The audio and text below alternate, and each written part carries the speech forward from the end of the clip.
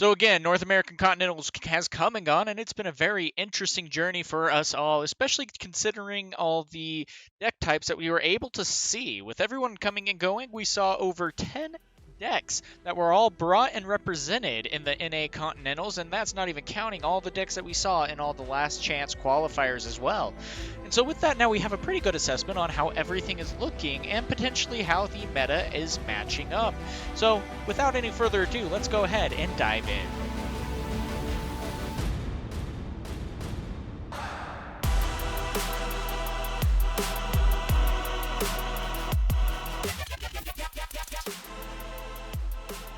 So now, of course, as we dive into this tier list, the thing to understand here is, yes, we are going to be talking about pretty much every single deck archetype out there.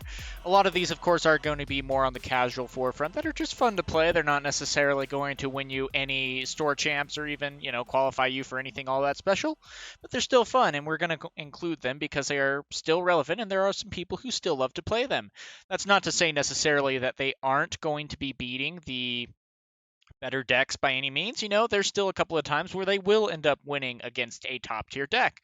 That's just how the game sometimes rolls, and sometimes luck is on their side. But with that, guys, we're going to be diving into all of these decks and seeing what we can possibly find out. Now, at the same time, we're going to be starting off with EA. Now, why is EA here and where is it going to go? Because this is the difficult part. EA right now has always kind of been a bit of a struggle when it's all said and done. Why is that? It's because the hardest part is it's still lacking, in my opinion, a few things to really make it that tier 1 relevancy. That's to say that I'm, not going to put it in tier 1. Yes, it is still a tier 1 deck. The only problem is I do think it is on the lower end for two main reasons. The one reason is because EA is not necessarily ever going to have a whole arsenal of removal aside from their own attacks that they are able to do to control the board. This makes it really difficult for them to be able to better build their board presence without, running into their own game. That's a difficult thing. At the same time, the other thing that sometimes EA seems to struggle with as well is if you miss your card draw, you're almost handing your opponent the game right there, because if you're able to not fill up your hand with new cards, with new options to be able to take down certain, obstacles that may be coming up in your games, then it's going to be too little too late. You're just going to fall behind and fall short. And those who have the removal and are able to take care of the board presence that EA is going to have, the harder it is for EA to actually make an impact. That's not to say that Go-Go is still an absolute masterful card that really can help you, gain the final lore that you need to be able to win the game. It's not to say that also Cursed Merfolk and Bonsais and things of that nature aren't, not necessarily bad cards by any means. It's just that at the same time, there's better options. Yes, you have a Bonsai and he's able to attack and do some board presence. At the same time, too, you have Steel, which has a Pete, able to do the same thing. And on top of that, you also have all the removal in Steel. And so that's a very difficult predicament for EA to necessarily be in. And also the difficult thing is in a lot of, NA Continentals and things like that, it wasn't necessarily very well represented, and even at regular tournaments on ink decks that we have seen, it's very rarely well represented. Still, at the same time, it is still able to get at least the top 16 in a couple of tournaments as well, and if not a top 8. And so with that being said, we are going to put it here up at the tier 1. But we're going to be putting that towards the back of tier 1 because there are other decks that are better, in my opinion, that can really help, take it to them when it comes to facing them. And so that's my opinion there. It is a tier 1 deck, but it is still lacking the proper removal and a little bit of draw power. I mean, you still have purple that is able to do a lot of draw power, but at the same time, you're still kind of lacking, and it's a very difficult deck to try to rebuild once you've run out of cards in hand. So let me know what you think about any of these. If you disagree, feel free to comment as to why, and I'm happy to talk to you guys about this. It's awesome. Now, next thing here. Ruby Amethyst, the one that won NA Continentals. Now, does that mean necessarily that I do think it is the tier 1 top deck? Yes and no. I will say that Ruby Amethyst is one of the best decks out there. There's no denying that. It won NA Continentals. You see it, being able to top most tournaments pretty easily. It has great removal. It has good bounce capabilities with Amethyst, and a lot more to go with that as well. Now, the biggest thing is, though, and the thing that I will point out here, is I do think that Ruby Amethyst is one of the toughest decks to pilot. I would put that up there also on why I think Blurple is one of the harder decks to also pilot, too. And then I would also say Emerald Steel. Those three decks in particular are probably the hardest decks to pilot. Because of that, a lot of people will represent Ruby Amethyst, and they might fall short in a lot of ways. That's why when you saw Ed win NA championships, I mean, he just was able to understand the game so much better than a lot of us ever will. And because of that, he was able to guide his way around the obstacles. When you are playing Ruby Amethyst, you really got to figure out and know with a surety what deck your opponent has, what cards you can expect to see, and how to counteract the plays that they are going to be playing. Even so, if you run out of cards or if you start getting in trouble with your card draw, then you're just going to be falling further and further behind, and that's not something anyone can really recover from. That's the biggest thing about Lorcana right now. Card draw is key. And so with that, though, I still think that Ruby Amethyst is going to be tied as the top deck in the Tier 1 meta, and so because of that, I am going to put it ahead of EA, of course. And so that's the biggest thing, though. I mean, it's a very consistent deck. It's a very good deck. But again, if you start getting into card draw trouble, or if you don't know how to properly pilot it, especially if you don't know the right mulligans, or, if you seem to miss a couple of marks and things like that and start falling behind early, it's just so hard for you to have to be able to catch up. And that's why I do say this is one of the hardest decks to pilot. It seems like it should be fairly straightforward, but the biggest thing that's going to be affecting you here is when you go in for trades, when you go into board control, and when you go down to ink decisions even, there's a lot of mistakes that can very easily be made with this deck that can be absolutely detrimental. Now, yes, this deck has one of the best abilities to be able to win the game, but it all comes back to your decision making as a pilot of this deck, and can you be able to do so successfully on a regular basis? It's a tough deck, plain and simple. Now, with that also being said, we're going to be going with Blurple next. Now, Blurple is one of my actual personal favorites, and Blurple has been kind of getting known as the Amethyst Killer. And why is that? Well, it does have kind of a difficult matchup with the top meta decks. And again, as I've said previously, I do believe that Blurple is one of the hardest decks to be able to pilot. At the same time, though, it is able to take it to each of the tier decks pretty handedly, but at the same time, if it falls short or if it misses out on its ramp, then you're just going to end up almost handing your opponent the game at that point, without much that you are able to really do. The hardest part too is, as well, you need to be mindful of your ramp, but you need to be also mindful of the board control, because the biggest problem is if your opponent ends up going too wide, then you end up just falling behind beyond control, and you are unable to really take care of a lot of these situations that might be going on with this. And so that's the hardest part about Blurple, is if your opponent starts to build a super wide board, then by the time you start getting to 6, 7, 8 ink and you play your Hades and you play things like that, then you're not really making an impact. Also, if you go against a discard deck, then you're just done. Plain and simple, it's over. You're going to be having a very difficult matchup, especially if they're playing Hypnotize and things of that nature, to really make it difficult for you to be able to get back into this game. And if they slow you down way too much, then you're just going to be struggling, especially in the late game. I will say, though, Elsa is one of the best cards that you are able to play. Being able to then go ahead and play an Elsa, stopping two characters from exerting two characters and stopping them from readying at the start of the next turn, that's an absolutely strong presence that you can begin to set up. At the same time, by the time you get there, can it be too little too late? Yeah. But at the same time, it's really nice to be able to play an Elsa, and then you can quest with her on the next turn, sing something, or even take out something and then bounce it with, a snake, for example, and then play an Elsa again, and then exerting two characters and freezing them from being able to ready up at the start of their next turn. If you can get that combo going, that's absolutely detrimental, and you can really slow down someone's board presence and really start to catch up and get ahead right there. But again, this is one of the hardest decks, and you almost need a little bit to go in your favor, a little bit of luck there, in order for this deck to be able to go go well. At the same time, though, I still believe that this is a little bit ahead even of EA, and I do think one of the biggest reasons as to why we haven't necessarily seen this deck really start performing, and even we've seen it win a couple of local tournaments and things like that, but to actually, really place well, I mean, and it did well in NAs, getting 2 in the top 16. That's a great accomplishment. But at the same time, I think the biggest thing that's also holding back Blurple, aside from the difficulty to be able to pilot this deck, is the fact that it is so poorly represented. NA Continentals was actually the first time that we've really seen this deck be well represented. At the same time, though, it still was far less than Ruby Amethyst and, of course, Ruby Sapphire as well. And even Amber Steel Amber Steel even, because there's, 3 different kinds of decks with Amber Steel. But we'll get to that. So, I mean, that's the biggest thing. Once Amethyst Sapphire really starts to get some good representation, you're going to see it start to do a lot better.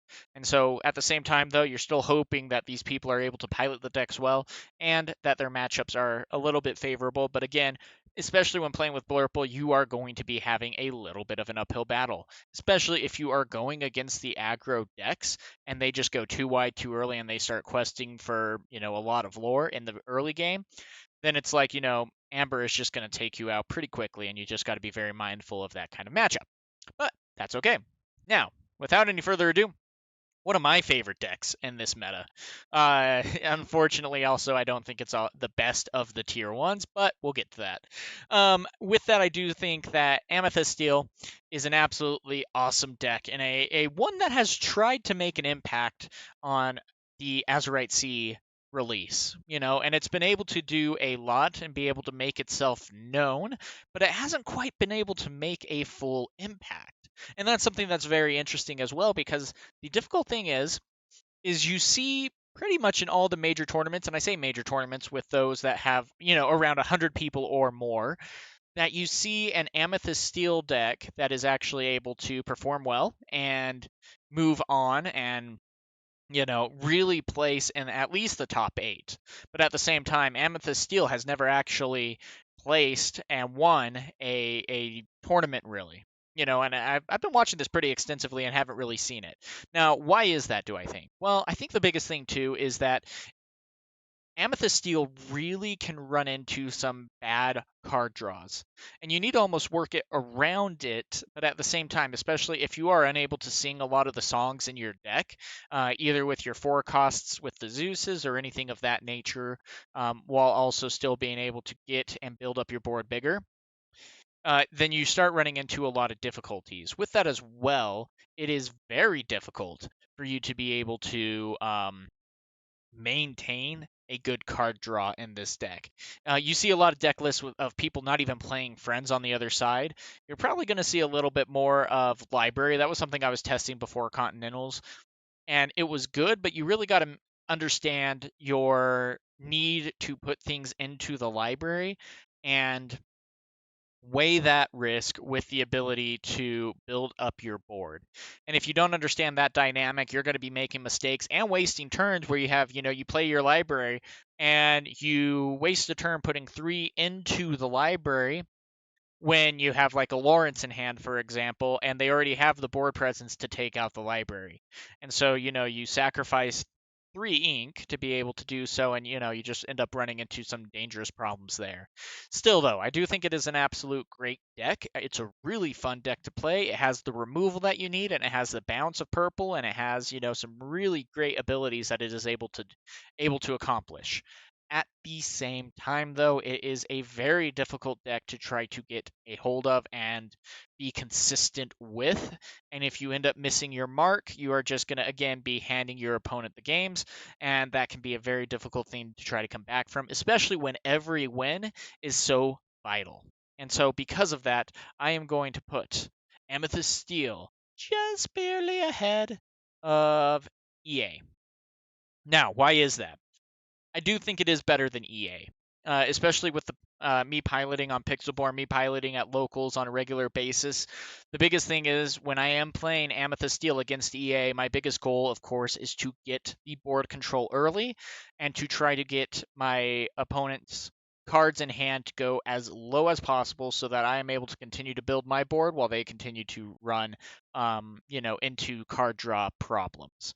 Now, with that being said, though, too, I, you know, occasionally will lose to EA here. And I almost do say that they are even in the meta, but I do just think, especially at least with my own experience of playing the deck and of going against EA, it's one of the most decks that I've gone against in this meta, at least, which is kind of interesting. But um, that, Amethyst Steel is able to really take a good challenge to EA. Now, I do also think that its matchup against Blurple is extremely favorable in the sense that when you do go against Blurple and you know that you just go for the aggro side of your deck and your opponent falls behind. You also need to be able to do that against Ruby Sapphire, but at the same time, that can be very difficult for you to be able to do, and especially just with the board presence that they could potentially start building. And so, because of that, though, the other matchups of Amethyst Steel that they might be encountering, Blurple would be doing better against. And so, even though Amethyst Steel, I do believe, is a better matchup against Blurple, I still don't think that it is the better deck overall compared to the rest of the meta. And because of that, I would place Blurple higher. Now, one of my all-time favorite decks. And why is that? Well, I love Amethyst Steel as a color. The ability to be able to ramp, the ability to be able to, remove things. You have some great, great aggro side of things that you can be able to do. You have some great board presence that you're able to set up. And the thing is, though, it's just missing a final piece to really be able to take this into, tier 1 territory. It's almost there. It is so close. Why is that? It almost feels like, again, Sapphire Steel runs into card draw problems. That's the hard part. You almost need to work around it. Now, you can go for kind of more of a Blurple or, Sapphire Ruby build where you just go full end on, ramping as fast as you can, playing big things. Awesome. That's great. Or you can go more on the aggro side where you play a bit more of like the Alice's, the Smees, giving ward to things. And Alice has some absolutely crazy combos. I won my locals last night going against, Amber Steel.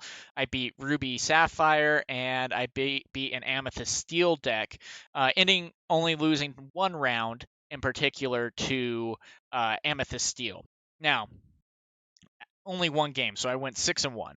And I played also a good amount of games on Pixelborn, and I've done really well on Pixelborn as well with this deck. Now, I still feel like this is going to be our first rogue deck, if not low tier 2 of a game, just because if you really start to get in trouble, you're going to start falling behind. You almost need to really understand your meta from the get-go, and if you don't know your opponent's deck in game 1, you can really start to fall behind.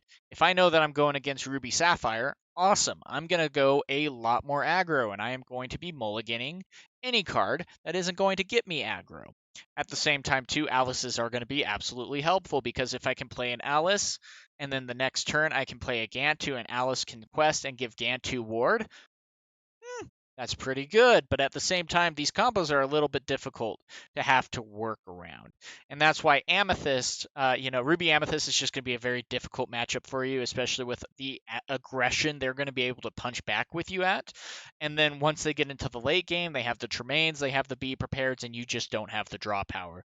Kind of the same issue with Ruby Amethyst or Ruby Sapphire is that you're going to be having to match up against them as well and trying to mitigate the risk of all the board presence that they're going to get. If you are unable to get to, 14 ink or even more at that point by the time turn 6 rolls around, it's going to be a very, very uphill battle. And the biggest thing that ended up saving me last night going against Ruby Sapphire was the fact that I was at 16 when they really started to get their board presence. They beat prepared at my board, and then luckily I had a dock. I was able to draw 2 cards. He took care of my dock again, of course, and I was able to then play a Pete and a Calhoun, and that was awesome. He was able to not take care of that, and I was able to quest to 18, and then, of course, then after that he wiped my board and I was able to play an Alice to be able to get to 20 because he just did not have the answer for that, luckily. So, I mean, but it is such an uphill battle, and you almost got to hope that a lot of things go your way in order to be successful at this. And so, anyway, that's a lot of talk for a rogue deck slash low tier 2 deck, but it's because it's also one of my favorites. Now, what do we mean by unplayable and casual? Unplayable means that it is above the casual level, but unplayable means that even if you do take this to a, store championship or, to a bigger tournament than even that, an LCQ or anything like that, that you're just not going to win. You're going to have a fun time, sure, but you're just not going to do well. You're probably not going to take much of any rounds, maybe one round, but even so, I mean, it's not going to be in your favor at all, and it's going to be an uphill battle. And that's why I really think that Emerald Sapphire is that deck. Now, I believe that it is in the unplayable section of this. Why? It's just such a difficult deck to be able to perform against the top tier decks. That's going to be the biggest reason for that. It's able to move fast. It's able to build hard. It's able to even get some good card draw. But at the end of the day, if you are going against decks that aren't staying low to the ground, then you are just going to be taken out in one fall swoop, and it's going to be an easy cakewalk for your opponent. There's a lot of things that need to be able to go right for you to be able to even stand a chance, especially in a best of 3. In a best of 1 where you're going first, maybe. But when it comes down to a best of 3, you're already in that uphill battle, and this deck just is not going to hold up. But I still think it is popular enough that you are going to be seeing it every so often at your local game store. There was one really interesting deck that I saw at my local game store that didn't necessarily have the aggro side of build, but it went more for the longevity of the ramp. And what they specifically did was go for a Mufasa, blue Mufasa, coming out as fast as it absolutely could. And then they would do they would quest with it the next turn, and then they would do a U came back and they would quest with it again. Everything would untap during all that process, and you'd be able to play your hand like crazy and overwhelm your opponent in a really quick turn. And so that's a really good combo. Unfortunately, it was a really hard combo to try to get off, but he ended up still taking a couple of games on during his locals night, but at the same time, I think he only won maybe one round, and it was against another rogue deck. So in that case, I just really think that even if this does end up going to tournaments, it's just above casual, and it is pretty much unplayable. Now, with that, though, we are going to be going to another really interesting deck that I like. No, I don't like it. This is I'm just talking, and then I realized what I said, and I'm gonna backtrack that because I hate Emerald Steel. I respect Emerald Steel. I hate it though. I don't feel good when I play this deck. I don't feel good when I go against this deck. It makes me feel horrible. It's like, hey, I'm gonna make sure you have as little options as possible, and even if you do manage to build up a board, I'm still gonna make you regret that decision. Why? Because I can. And they are going to make you discard. They're going to make you bounce back. They're going to make you feel like a horrible person, and they're going to be making you question why you ever wanted to play Lorcana. And that's the thing. Even people who play this deck, a lot of the time, they don't necessarily have fun. They play it, though, because they're good. Yeah, or, they like this style of deck, but they don't even necessarily have fun. I have a guy at my locals that plays this deck, and he says, it's not fun, but I'm good at it. And, to his point, he is actually pretty good at piloting this deck. Like what I have also stated, though, too, is that this deck is one of the hardest ones to pilot. That's going to be the biggest thing. And the hardest part is with how fast this meta has then changed with Azurite Sea being released, it is falling behind very quickly in the sense of, trying to keep up in the meta. I still think that it is a very good deck, but it's also needing a lot more to go right for it than it necessarily has going for it. with the current meta. That's why I will also place this in the tier 2. It is, almost there into the tier 1. But the most difficult thing is if you just end up drawing bad, it's a good game. Good luck. You're hoping that your opponent's going to be giving you some stuff. If you're going against, Amethyst Steel, great. You're hoping for maybe a Daisy to give you some more cards, things like that, or a whole new world to give you more cards in your arsenal. And that's really the biggest thing. If you're able to get some good card draw going, especially if it's gifted to you from your opponent, awesome. Otherwise, though, you're just going to run into too many problems. Also, Diablo is a very great card, probably one of the best cards in the game. And it's not actually a bad enough card to be able to say, hey, this card needs to be banned, or even limited, in my opinion, just because there's so many different ways for it to be removed quickly. At the same time, if you don't have that removal, it gets really annoying really fast, and you just see yourself giving your opponent a lot of cards very easily. That sucks. At the same time, though, is Diablo something that necessarily should be banned? No. I would say, though, I would like to see Prince John errated, where instead of it needs to have either one of two things change. It needs to have ward and its ability only available when it is exerted, like Diablo, or it needs to not have ward and its ability can be activated as it is in the ready position. You can't have it both ways where it can be activated in the ready position, its ability activated in the ready position, and you can't target it.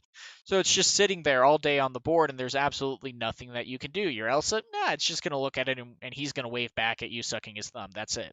It's just a super unbalanced card. I get why it is so good, but it's just not right. There's no way for you to take it out unless your opponent decides to either quest with him, or if you happen to get like a Be King Undisputed or a Be Prepared or something like that to be able to just wipe the whole board and not target him. It's difficult. It's not right. I think he needs to get changed more than Diablo. And anyway, that's why I also take this and put it in the tier 2. Now, Emerald Ruby. Yeah, no. This is casual. It has kind of like the aggression of certain things. It tries to do too much. It tries to be almost like, hey, deal damage, have a good board presence, do things along that nature, but it just misses the mark in so many ways. It's not going to do good. You know what? And we're just going to go ahead and stick this, Ruby Steel in the same boat. It's just not quite there. I would even go so far as to make, Amber Emerald in that deck and that layer as well. These decks, really fun decks. You can try to cheese some things out. You can add as much spice in it as you would like, and it does an absolutely great job. It's awesome to be able to play this deck, and if it goes off, ooh, it feels good. But at the same time, if it doesn't go off, that really sucks.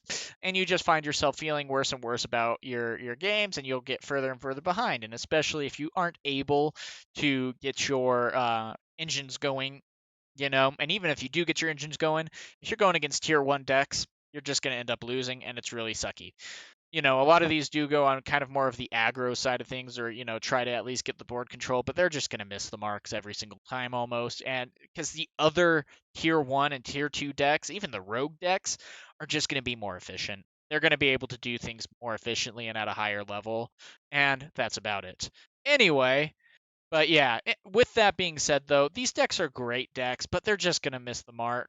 I'm going to go that way with, this one, this one. Now, we're going to go before Ruby Sapphire. I'm going to talk about this, though. Hyper aggro. Hyper aggro. It's interesting. It's really good. It can hit the ground running fast. If you go a Daisy and then, you go a Daisy and then turn 2, you go Daisy Daisy. That's a best case scenario. But if you go a Daisy, then you go a Piglet, and then you go a 1-drop and a 2-drop turn 3, whoo, that's going to be a difficult thing to try to encounter. At the same time, though, this is a very difficult deck to try to pilot, especially because if your opponent is able to take care of your board, you're not necessarily going to be drawing a whole lot at all. Your goal is to get out as many things as possible and quest to 20 as fast as possible with as little thought as possible. You're basically going to say, you do the math, opponent. I'm going to just go to the finish. Will you be able to get there on a regular basis? Maybe. I mean, it has a great game one matchup because a lot of people, if they don't know your deck, sure. But you also have to go first to try to get ahead. It's a great deck also when going against even like the Ruby Sapphire matchup or even Blurple as well, just because it's so hard for them to be able to try to keep up with this deck. At the same time, EA can really shut this down, and same with Amethyst Steel. They can really shut down this deck, and once you start running out of cards and you start top decking, it's a dangerous road for you to be on. And that's why I would put this as Rogue, and I would even put this almost at the same exact level as, Sapphire Steel. They're tied. They're in the same boat. And it's just like so close. But again, the card draw is king in Lorcana. If you don't have the card draw, you're not going to win. And so, but at the same time, you just got to be so fast. And it's like, so that, you're not playing library. You're not going to necessarily be playing friends on the other side. You're probably not even going to be playing rabbits or genies. You're just trying to get anything three or less, maybe four, maybe Rapunzel's kind of thing, and get to 20 as fast as possible. So, is it good? Yeah, but is it the best? No. Anyway, but it's a fun deck. Now, with that as well, we have Ruby Sapphire, probably the best deck in this current meta. Now, at the same time, though, this meta has changed from set 5 to set 6. Ruby Sapphire was the dominant deck in set 5. You played it, it was horrible to go against. You just watched your opponent ramp while you did your thing, and then around turn 5, 6, 7, the tide quickly shifted into Ruby Amethyst's or Ruby Sapphire's favor, and it sucked. And then they would just control the game for the rest of the game while you just sat back and watched as you slowly lost, even though you were at 16 lore and they were at 1. It sucks. But this deck luckily did take a step back with the Azurite Sea release. Why is that? Well, this set did a really good job at actually making the meta faster without actually breaking the meta. You saw Sail the Azurite Sea, which yes does also help, Sapphire and things like that. But at the same time, it just is a really good card. You saw aggro really make an impact on this to where Amethyst, especially with like the genies and things like that, was able to move so much faster. Amber was able to get some Lilos going, a 2-cost Lilo, so you don't just have to play the 1-cost Lilo, and you have the ability to bounce it back. Like, this meta as a whole, especially with this last set release, moved up to being faster, which made, Ruby Sapphire take a little bit of a step back. But what was most surprising about the NA Continentals, because we hadn't really seen a ton, we've seen a good amount in Ruby Sapphire being represented at the local level. But at the same time, it wasn't really all that impactful. But then you go to the NA Continentals, and it was the number one most represented deck, only second to Ruby Amethyst. Now, what was interesting, though, Ruby Sapphire actually had a pretty good day 2 turnaround, while, Ruby Amethyst did not. And so we only had literally one deck of Ruby Amethyst actually come to day 2. Now, Ruby Sapphire is a very safe deck to play. You don't necessarily need the highest IQ to be able to pilot this deck well. You just need to make sure that you get your ramp, you play your ramp, then once you get to the late game, boom, you're able to control the board, you're able to get ahead. At the same time, if you're lacking on card draw, or if you're unable to pull the answers off of the top deck, then your opponent can go from 16 to 20 pretty easily and be able to take this with ease. At the same time, though, they are sweating and they are just watching. You're going to be playing a Sisu right after they rebuild their board, and your board is going to get removed, kind of thing. And your opponent is going to glare at you as you do each of these moves. But that's the thing. It's not a deck that no one really enjoys going against either, because it's like, I've done all this work, I've gotten so close to winning the game, and here I am losing. And I'm watching you slowly catch up to me, and I'm watching me lose at a rapid rate. Still, though, I think this is tied as the top deck, but I will say that I think that Ruby Amethyst slightly worse. Very little, very minimal. I would say it's pretty much a tie. But the biggest thing is Ruby Amethyst, as I have stated, is just the harder deck to have to pilot. You mess up your mulligan. Heck, you don't get a good mulligan kind of thing. Or, things going that way for you. You're going to struggle. Not necessarily the same thing. You look at your hand in Ruby Amethyst, you're like, okay, I know exactly what I need to get rid of. Cool. I have a Maleficent Dragon. I'm definitely not keeping that. I don't have any T-Pos. I don't have any Sail the Azurite Seas. I don't have any Popsicles. Cool. Putting everything back so I can hopefully get those. Oh, that's easy. That's not to knock to say that, people who play Ruby Sapphire aren't of high IQ. No, not by any means, but misquote me if you will. Anyway, the biggest thing with that, though, is that I do think that Ruby Sapphire is one of the most simplest decks to be able to play. It's very straightforward for you. It's like, oh, I have 4. Well, I guess I will play a Grammatala. Cool. Or, hey, I guess I will play how far I'll go. Oh, that ramps me automatically. Now I'm going to be at 6. Oh, I have a Maui Shark. I guess I will play the Maui Shark. Yes, there is a little bit of finessing that you need to be able to do and some, risk and reward that you need to be able to mitigate while you are playing. But still, compared to the other decks, it is fairly straightforward. And it does what it does so dang well that, this is going to be winning tournaments. This is going to be seeing a higher uptick in play. And especially after how dominant it was at the NA Continentals, it's going to just be continuing to see board presence. And I'm really curious to see how this is going to change with the next release of the set in March, and if this can possibly be making some big changes.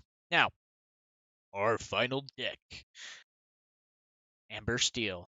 Now, there's a couple of different variants of this deck.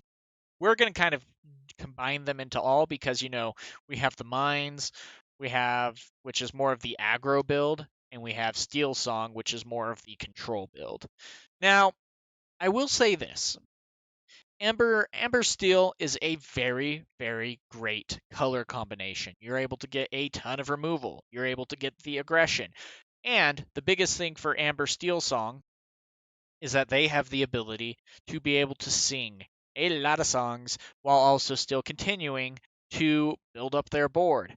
At the same time, if they run into card draw, it is a very big uphill battle, and you feel like you are giving your opponent their game. Now, at the same time, though, it can just be so punishing to your opponents because you are able to just whatever they send out, you take care of. Whatever they try to do to take care of your board, you build it right back up. Whatever, or you just climb up to 20 so fast that they just don't even know what to do.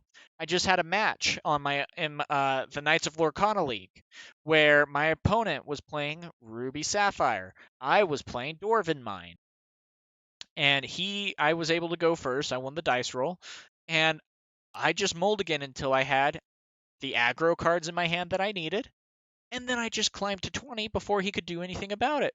And there was really nothing he could do about it. He had some removals, sure. He played a couple brawls. He played a little bit of like a Sisu with some ice blocks and stuff like that. And he was able to take game 2. That was good of him. But at the same time, then game 3 came around and I did the same exact thing. I put back the cards that weren't aggro, and I happened to draw the cards that were aggro, and I had 2 piglets out on the board. And he was able to brawl 1, but then I played another one and I was able to game 3 instead of 1 with him, and I just was able to climb up to 20, and by turn 4, the game was over. Both game 1 and game 3. And that's the scary thing about Amber Steel. It can be absolutely dominating, and that is why it is such a scary deck to go against. At the same time, though, Amber Steel struggles so hard with the card draw. Plain and simple. You have Doc, you have Rapunzel. That's it, really. That's all.